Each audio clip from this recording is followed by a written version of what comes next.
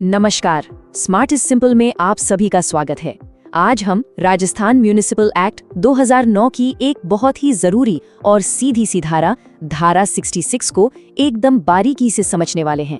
तो चलिए शुरू करते हैं। आगे बढ़ने से पहले एक जरूरी बात याद दिला दूं कि हम आपकी तैयारी के लिए पूरी तरह से डेडिकेटेड हैं। हमारे चैनल पर रोज, जी हाँ, रोजाना 3 धाराओं के वीडियो आते हैं, सुबह 10 बजे, दोपहर 3 बजे और रात 8 बजे।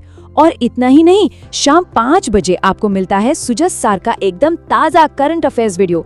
तो अपनी तैयारी को टॉप गियर में डालने के लिए हमारे साथ बने रहिएगा।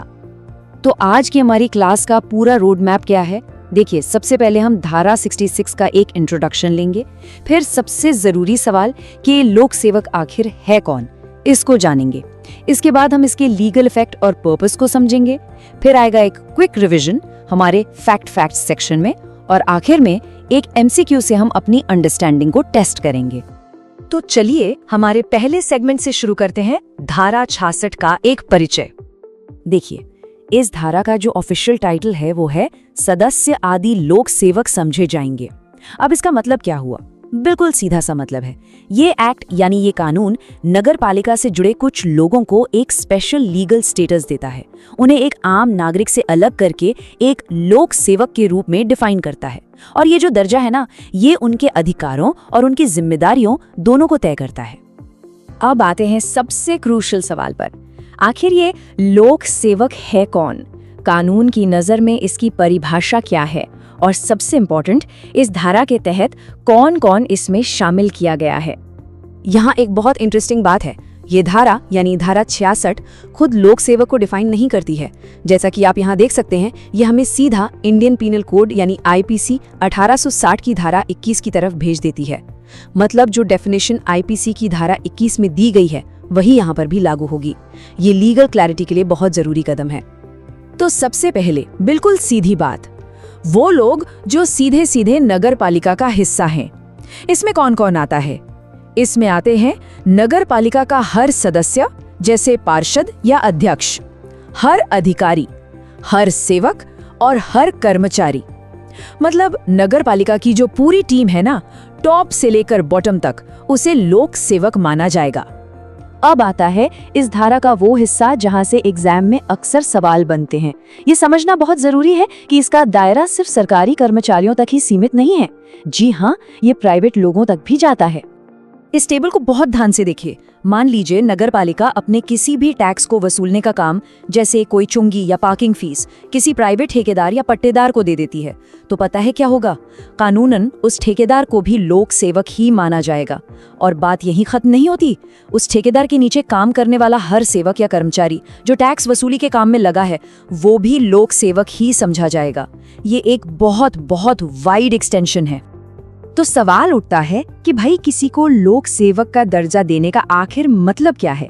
इसके पीछे कानून का असल मकसद क्या है? चलिए इसे समझते हैं।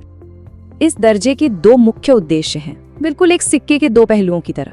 पहला है संरक्षण यानी प्रोटेक्शन।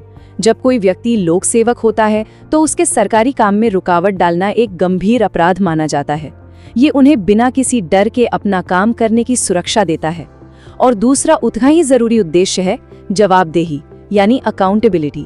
लोक सेवक होने का ये भी मतलब है कि वो भ्रष्टाचार निरोधक कानूनों के दायरे में आ जाते हैं। मतलब अगर वो रिश्वत लेते हैं या कोई भी करप्ट प्रैक्टिस करते हैं तो उन पर कड़ी कार्रवाई होगी। तो ये सुरक्षा भी देता है और जिम्मेदारी भी तय करता है। चलिए, अब तक हमने जो भी सीखा है उसका एक तेज वाला रिवीजन करते हैं। ये फास्ट फैक्ट सेक्शन एग्जाम से ठीक पहले याद रखने के लिए बहुत जरूरी है। पहला फैक्ट, लोक सेवक की परिभाषा का आधार क्या है? याद रखिए, भारतीय दंड संहिता 1860। और आईपीसी की कौन सी धारा? बिल्कुल सही, धारा 21। ये दोनों पॉइंट्स तो एकदम दिमाग में बिठा लीजिए। और इस धारा का पूरा दायरा क्या है? इसमें 4 समूह शामिल हैं। पहला, नगर पालिका के सदस्य। दूसरा, नगर पालिका के अधिकारी और कर्मचारी। तीसरा, टैक्स वसूलने वाले प्राइवेट ठेकेदार। और चौथा, उन ठेकेदारों के कर्मचारी। इन चारों को अच्छे से याद रखिएगा। अब समय है अपनी समझ को परखने का। चलिए एक एग्जाम लेवल के एमसीक्यू की प्रैक्टिस करते हैं। सवाल है, राजस्थान नगर पालिका अधिनियम 2009 की धारा 66 के तहत लोक सेवक की परिभाषा के दायरे में कौन शामिल है? आपके सामने 4 स्टेटमेंट और 4 ऑप्शंस है। हमने अभी इन सभी पॉइंट्स पर बात की है। थोड़ा समय लीजिए और सही उत्तर सोचिए। और सही जवाब है डी।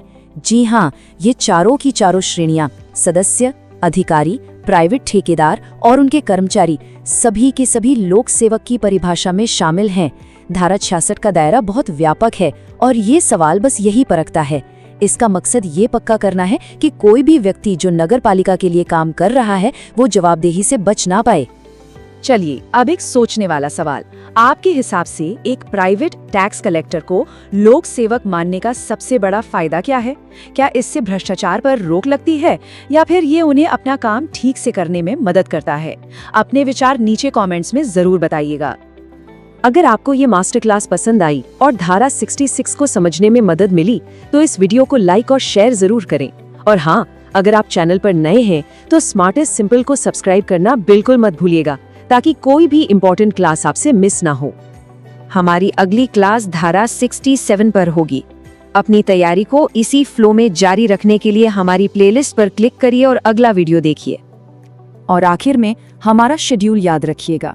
रोजाना वीडियो सुबह 10 बजे, दोपहर 3 बजे, शाम 5 बजे और रात 8 बजे।